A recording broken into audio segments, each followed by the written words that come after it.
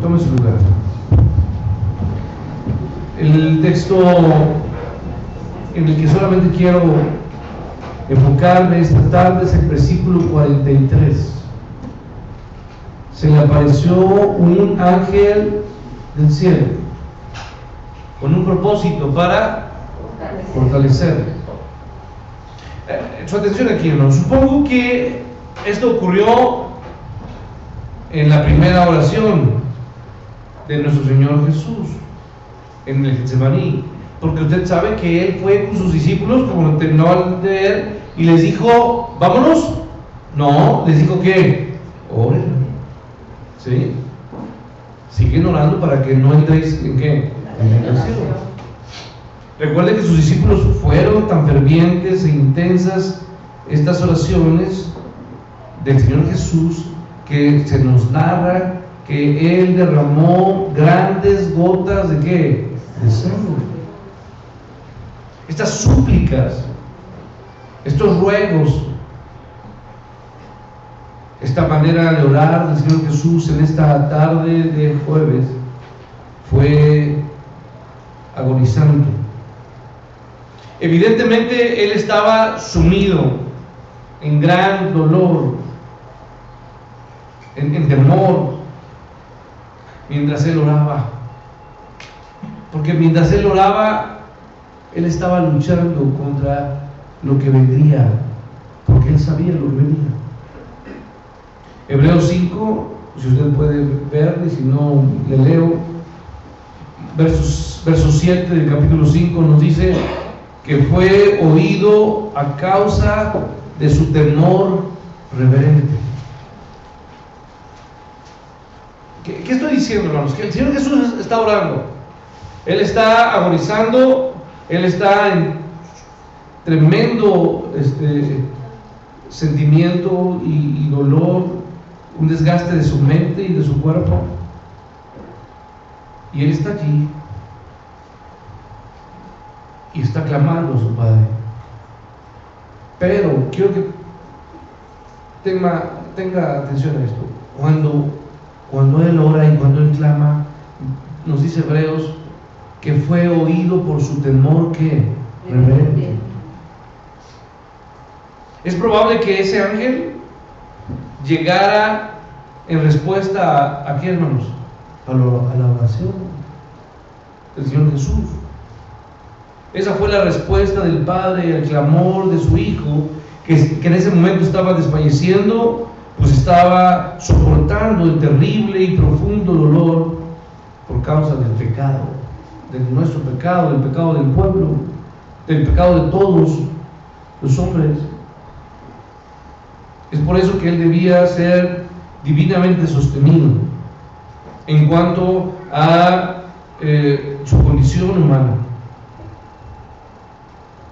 Estoy siendo claro, tenía que ser sostenido en cuanto a su condición de ¿qué? De hombre. Y para no ser aplastado, obviamente, por ese aterrador peso del pecado que estaba aprisionando su alma. Yo le he dicho que en el huerto del Getsemaní, en el huerto de los olivos, como se conoce, el monte de los olivos, ¿no? El Señor tuvo que ser aplastado como un olivo para extraer de Él lo mejor.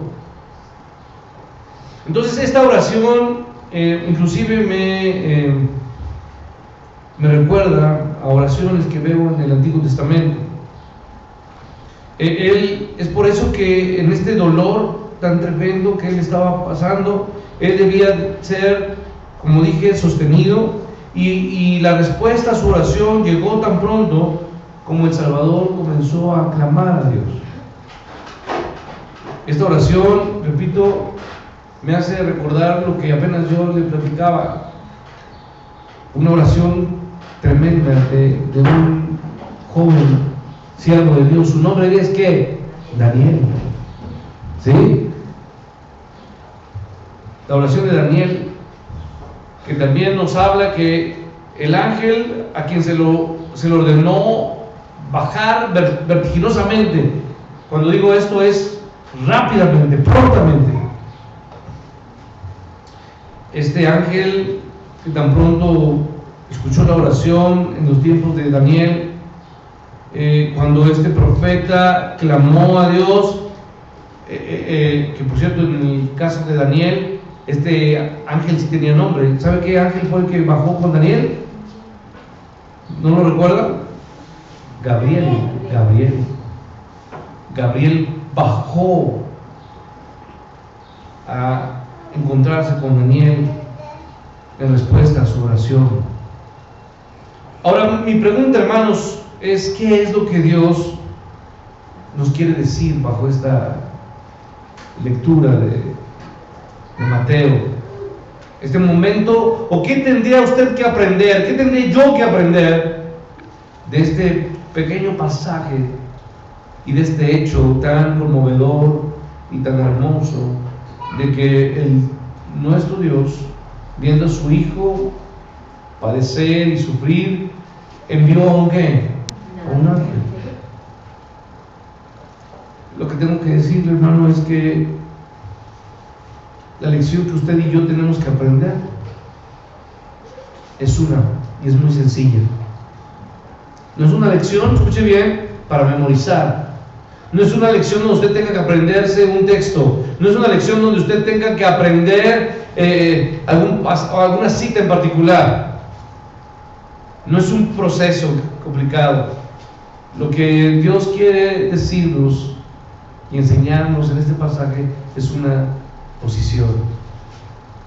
Cuando usted y cuando yo estamos en pruebas difíciles, tenemos que hacer una cosa: doblar nuestras rodillas.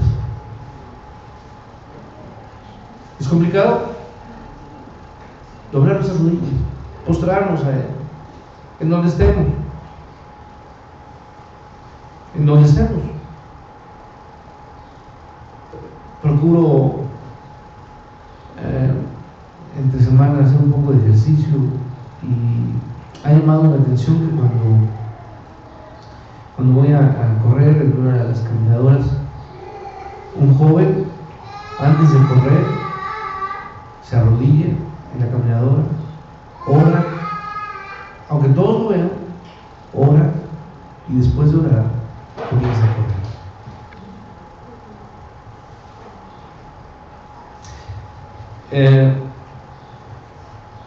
Esta posición que Dios nos ejemplifica es lo que usted y yo tendremos que aprender. Doblar las rodillas cuando vengan tiempos de tribulación. No importa qué tan grande, qué tan difícil sea el problema, qué tan imposible pueda hacerlo, qué tan dura se siente la enfermedad. No importa que ese dolor esté haciéndole sufrir. Si usted adopta la misma postura que el Señor, Él enviará el soporte necesario para usted y para mí. ¿Puede confiar en eso? Confíe en eso. Nuestro Señor soportó el gran sufrimiento que le sobrevino. ¿Cómo lo soportó? Orando. ¿Sí me explicó? Orando. Lo que yo quiero hoy decirle, hermano, es que en esa agonía el Señor, en el Getsemaní, Él inclinó su rostro y oró al Padre, y el Padre le confortó. ¿Qué es lo que usted y yo tenemos que hacer? Y a qué le invito yo esta tarde, en este jueves de este 2024.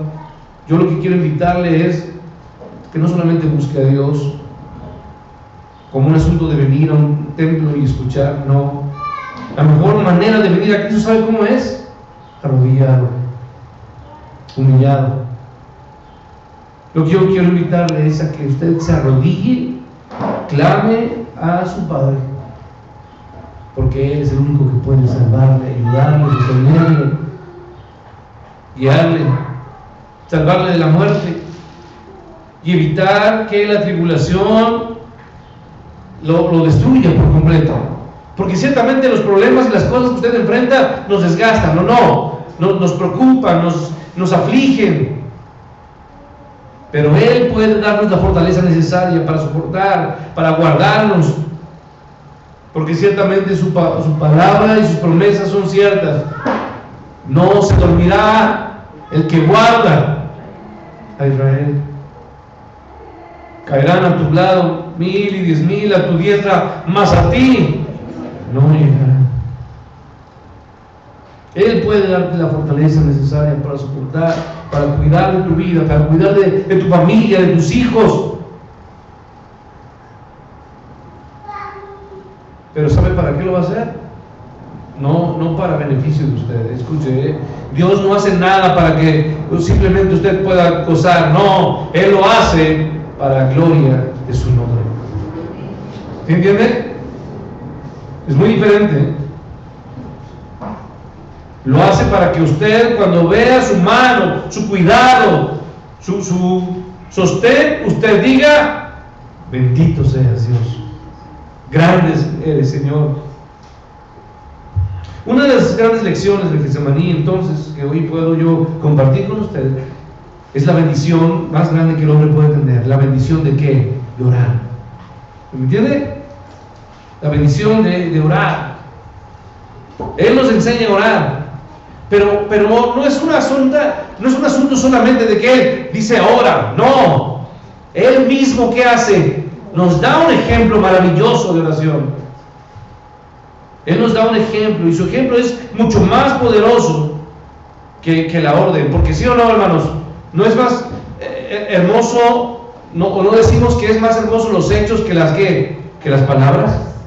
¿No es mejor un ejemplo vivo que solamente alguien que nos dice qué es lo que tenemos que hacer? Claro.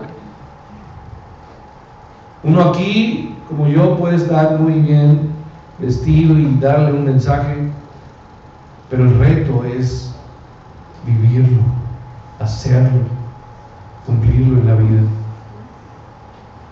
Entonces, el Señor nos da un ejemplo, un ejercicio de una oración potente, de una oración constante, de una oración repetida. ¿Cuándo? Cuando nuestro espíritu está abatido, cuando nos encontramos en dolor, en confusión, porque muchas veces estamos confundidos y no entendemos qué es lo que nos está pasando. Quizá algunas veces usted ha llegado a decir: me siento tan afligido, tan cansado, tan desgastado, que no puedo orar, ¿no? A veces llega a decir: me siento tan lejos de Dios que no puedo orar, no puedo orar. Y yo, ¿sabe qué tengo que decirle? Que es en ese preciso momento cuando usted debe de ¿qué? De orar. Es precisamente allí donde usted debe de orar con mayor intensidad y con mayor fuerza. Lo digo así como las especies. Las hermanas que cocinan saben que ¿qué hay que hacer con las especies? Molerlas, ¿no? Porque cuando una especie se muele, produce ¿qué? Aroma. El olor se hace más que intenso. Y es así, entonces producen mayor fragancia al ser molidas. Y así es como también la aflicción de espíritu, nuestra aflicción, nuestro dolor, debe de provocar que usted y yo estemos más cerca de Dios. ¿A través de qué? De la oración, de una oración ferviente. Y es así entonces donde Él podrá escucharnos y tomarnos y sostenernos. Tiene que usted entonces que expresar tu aflicción o su aflicción de una u otra manera. Lo tenemos que hacer, porque usted quizá hoy está aquí, está en una iglesia y ha venido, y quizá usted no está demostrando, notando su condición, pero como yo le veo, no significa cómo usted se siente. ¿Me explico? Usted puede verse bien, pero puede sentirse profundamente mal. Ahora, yo lo que quiero es decirle que esta enseñanza en el Getsemaní es la hermosa bendición de la oración, pero de lo que tenemos que cuidarnos, porque cuando uno se siente tribulado, cuando uno se siente en esta situación de circunstancias que han golpeado, enfermedad, problema, falta de trabajo, muchas cosas que pueden estar pasando a nuestro alrededor, puede haber dos caminos. Uno es dirigirnos a Dios en oración, que es la bendición más grande que un hombre puede tener, pero hay un peligro, es caer en el camino de la queja. Apenas nos viene algo y nos comenzamos ¿a qué? A quejar. ¿Por qué a mí? Y se queja de uno y de otro, y nos quejamos ¿de quién? De Dios. En el Antiguo Testamento a la queja se le llamó que el pueblo ¿qué? Murmuró. ¿Se acuerdan? Murmuraba, se quejaba. Tenga cuidado, no se queje, mejor suplique, ore a Dios.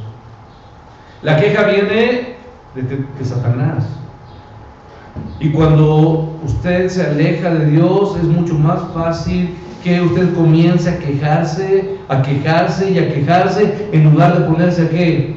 A orar. No ceda a esa tentación, ore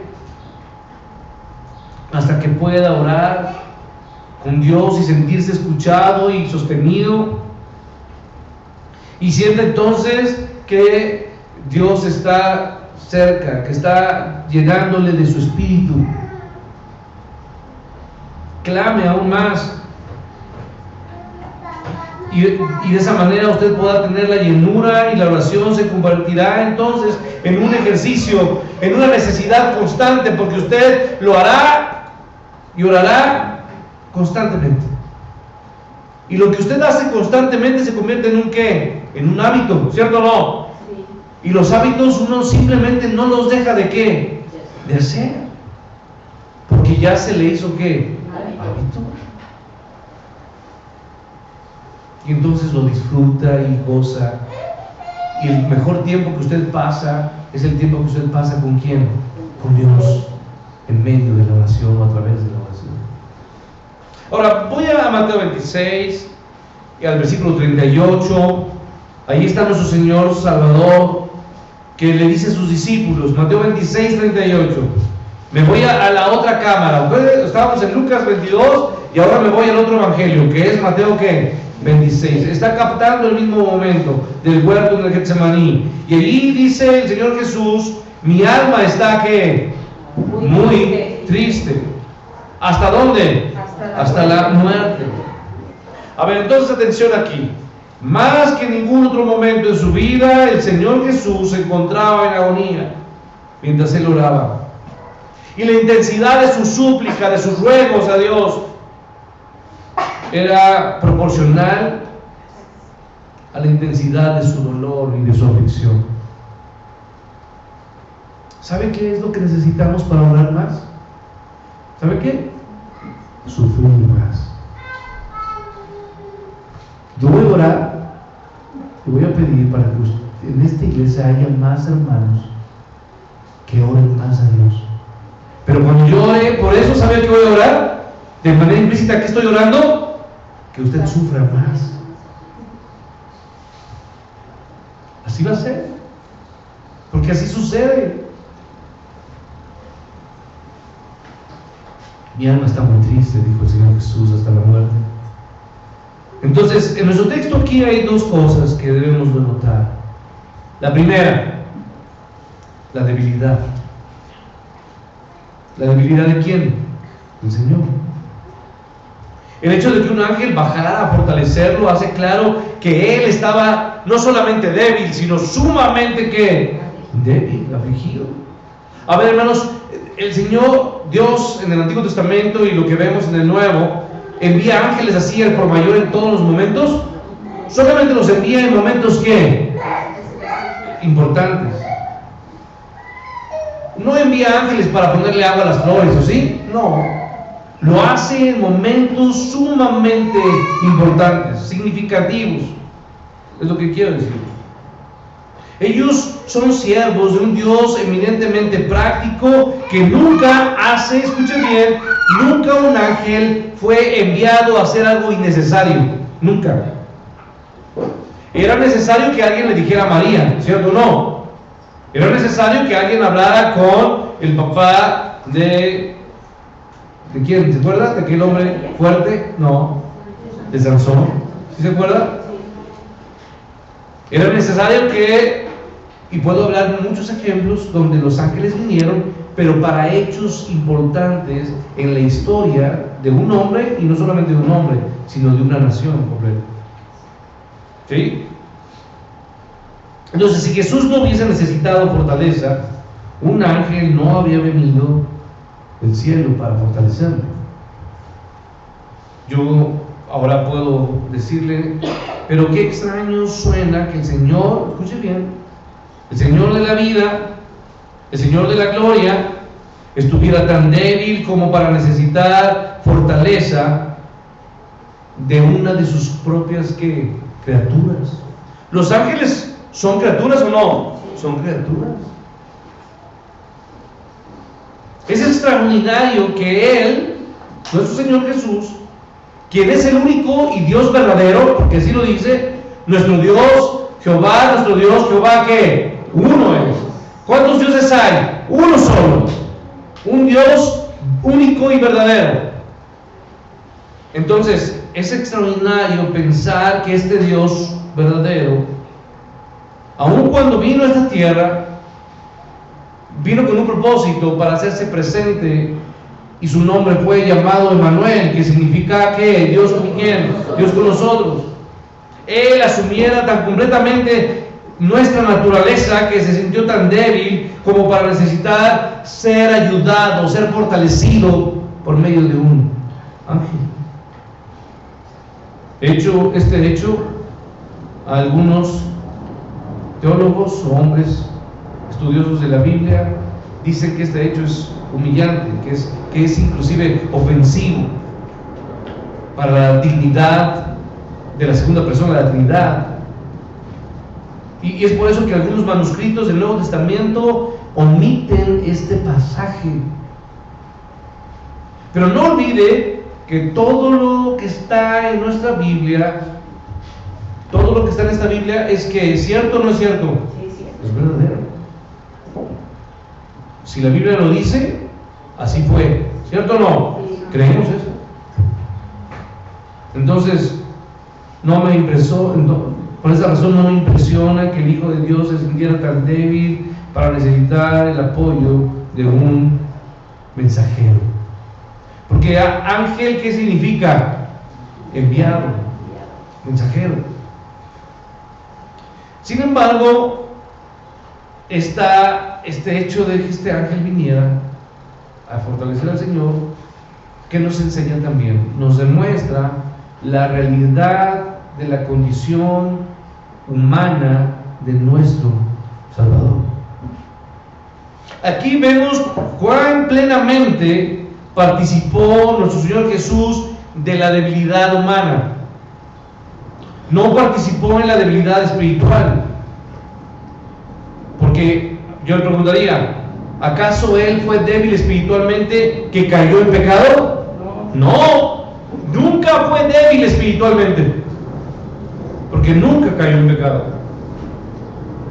Pero sí experimentó la debilidad mental como para tener una depresión, la debilidad física como para quedar exhausto. Tal vez así que Él derramó, repito, sudor de sangre, ¿sí?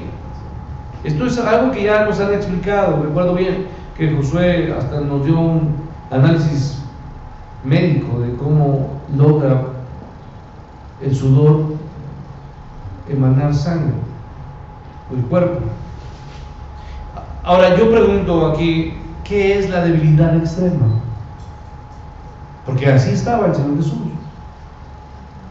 La debilidad extrema es muy diferente al dolor. El dolor agudo muestra al menos una medida de fuerza. Pero quizá algunos de ustedes sepan a lo que me estoy refiriendo cuando hablamos de que el Señor Jesús estaba totalmente débil, como si, no sé si usted de repente cae en la cama y usted se siente desfallecer, que apenas si se siente vivo. Es como sentir que apenas la sangre está fluyendo, pero muy lentamente. Repito, esta debilidad que expresa aquí nuestro texto es una debilidad de sentirse como quedar inconsciente. No es un dolor que lastima, es debilidad. El Señor Jesús se encontraba débil, casi al punto de sentirse sin vida. El texto, repito, regreso al pasaje: mi alma está muy triste. ¿Hasta dónde? Hasta la muerte. Estas palabras muestran que la sombra de algo que iba a pasar, algo que está a punto de llegar. Yo no sé si usted sabe que ha sentido este momento donde usted sabe que algo está por venir, quizás cuando la muerte de alguien es que inminente, y entonces sabe que usted va a ser que separado y que queda ya muy poco tiempo. Es así entonces, en este dolor tan profundo, que el Señor Jesús pudo recordar el Salmo 22. ¿Lo recuerda? Versículo 15. Cuando el Señor Jesús, vaya por favor al Salmo 22, acompáñenme rápidamente.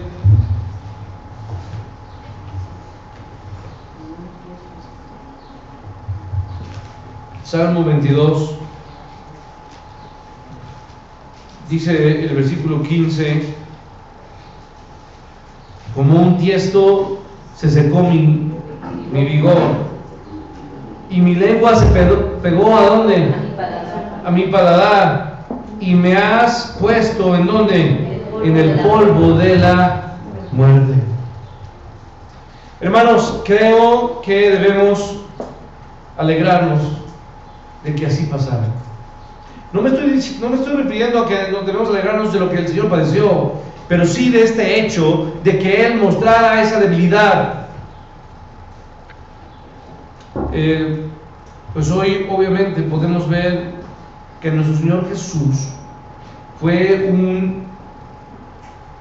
auténticamente hecho como ¿quién? Como nosotros.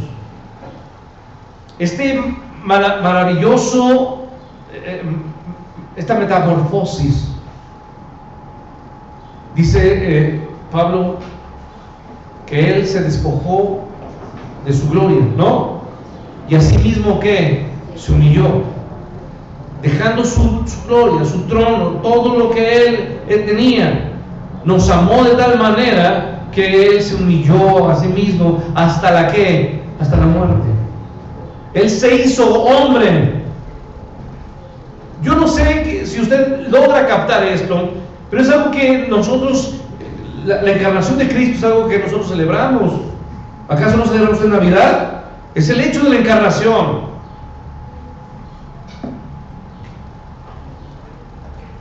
La encarnación quizá no podemos entenderla cuando vemos a un niño en un pesebre, pero sí puede ser más fácil de comprender cuando vemos la encarnación y cuando vemos a la segunda persona de la Trinidad sufriendo, ¿sí? Padeciendo. Allí está, en depresión mental, en debilidad física. Y esto nos ayuda a entender la verdadera condición de Cristo.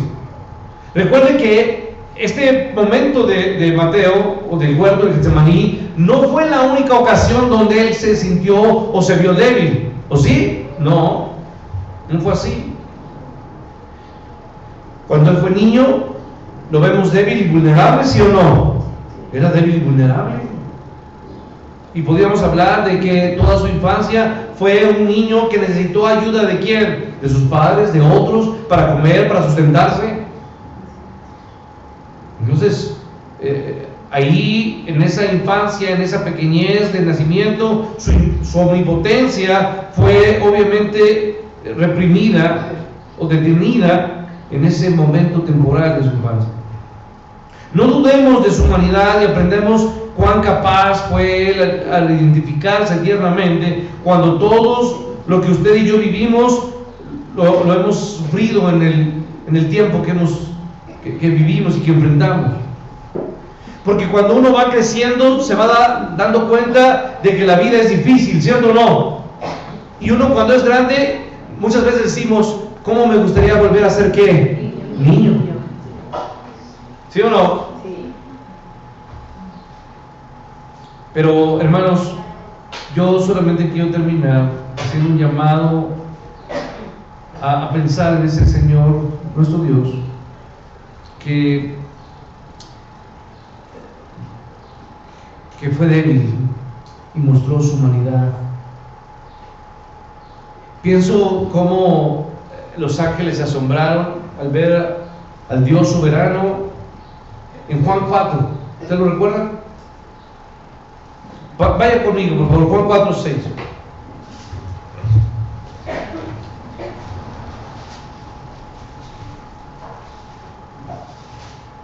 Perdón, pero siempre en estos cultos me extiendo un poco más porque son mensajes muy significativos para mí. Juan capítulo 4. Dice, y estaba allí, verso 6.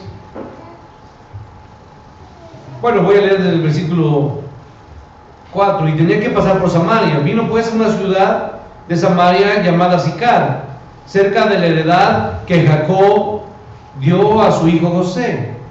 Y estaba allí el pozo de Jacob. Entonces Jesús, ¿qué dice ahí el texto? Cansado del viaje, ¿qué hizo? Se sentó así junto al pozo. Era como una hora sexta. ¿Ve usted al Señor Jesús? ¿Está qué? Cansado.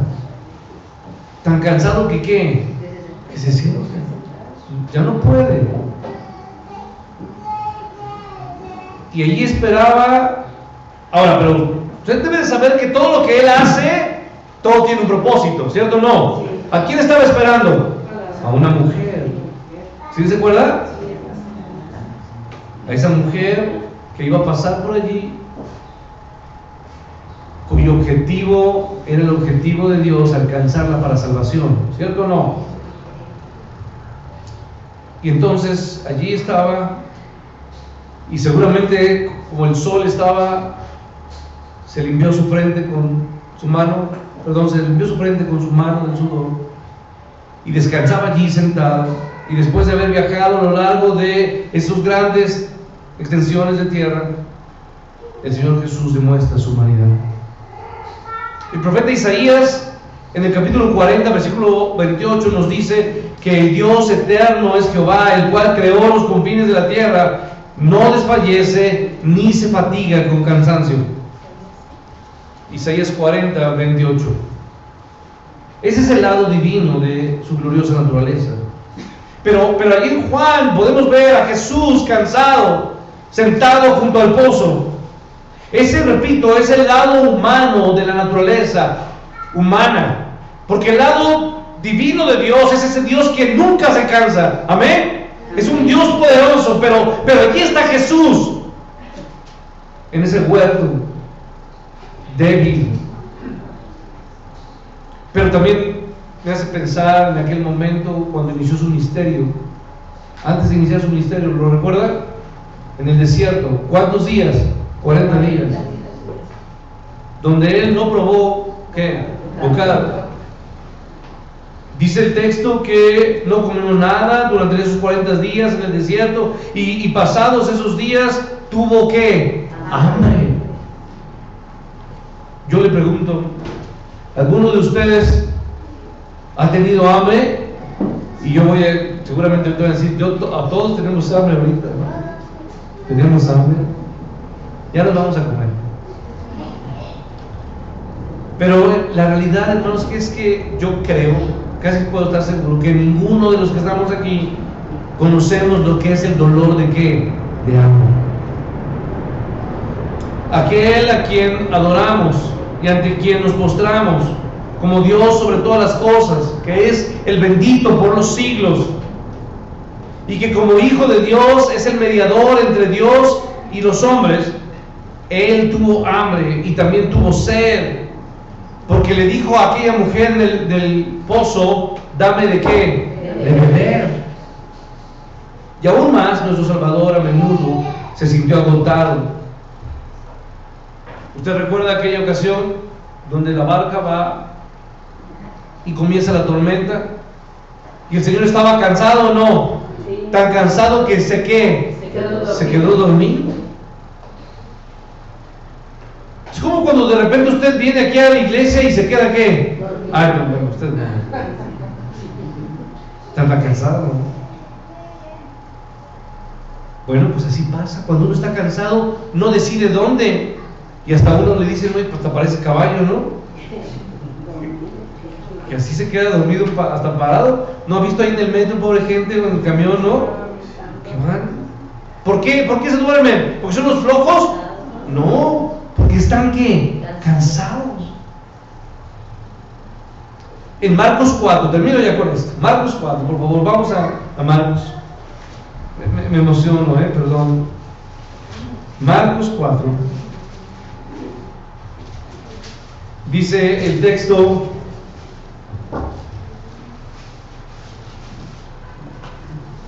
me voy casi al final del capítulo. Jesucristo calma la tempestad. Verso 35. Aquel mismo día al atardecer les dijo: pasemos ¿a dónde? Al otro lado. Y despidiendo a la multitud, ¿qué dice allí?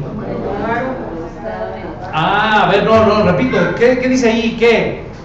Le tomaron. Cuando usted analiza ahí el texto en el original, dice que prácticamente lo cargaron. El Señor Jesús estaba totalmente ¿qué? Exhausto, cansado. Lo cargaron literalmente. ¿Alguien le ha dicho así cuando ya está muy cansado?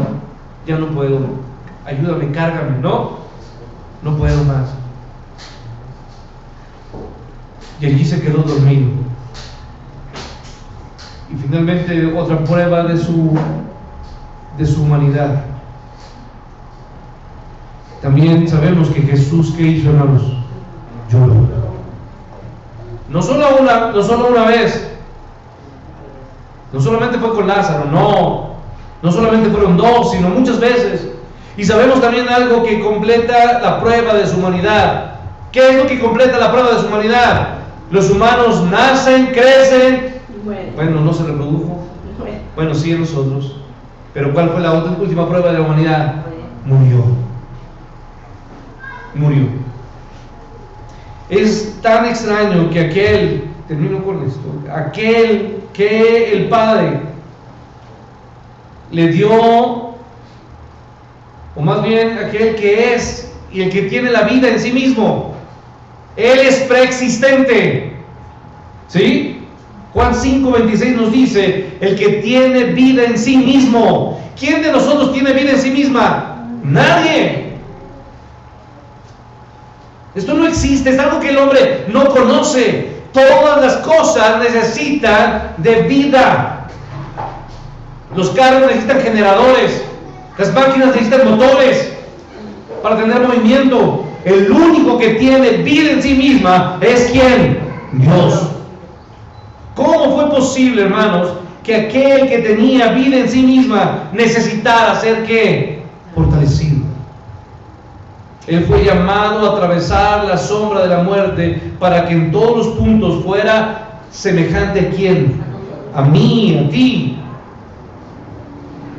Y entonces fuera capaz de identificarse con nosotros. Cuán débil llegó a estar nuestro Señor para necesitar fortaleza. Póngase de pie y termino con 2 Corintios 8, por favor. 2 Corintios capítulo 8. Póngase de pie.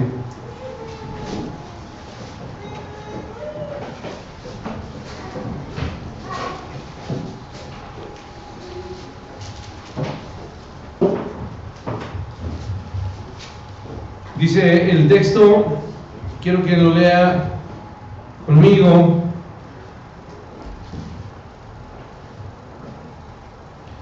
Verso 8. Perdón, verso 9. Dice la palabra de Dios: porque ya conocéis la gracia de nuestro Señor Jesucristo, que por amor a vosotros, siendo rico, para que vosotros fueseis enriquecidos.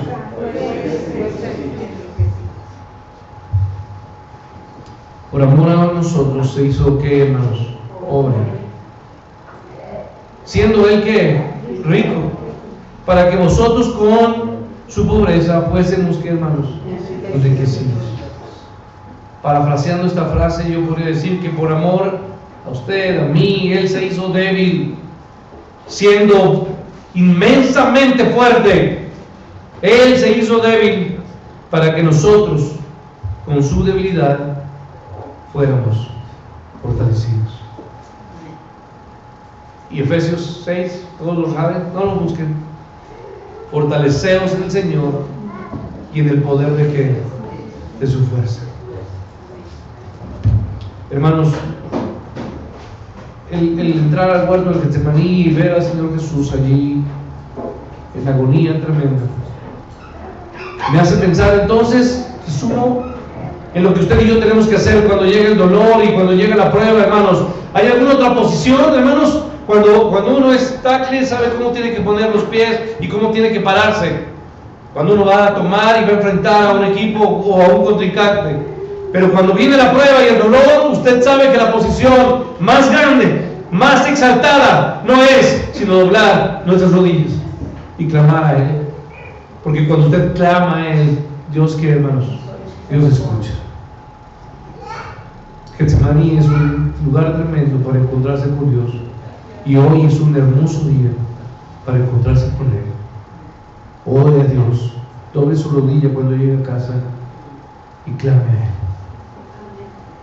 Dios le bendiga.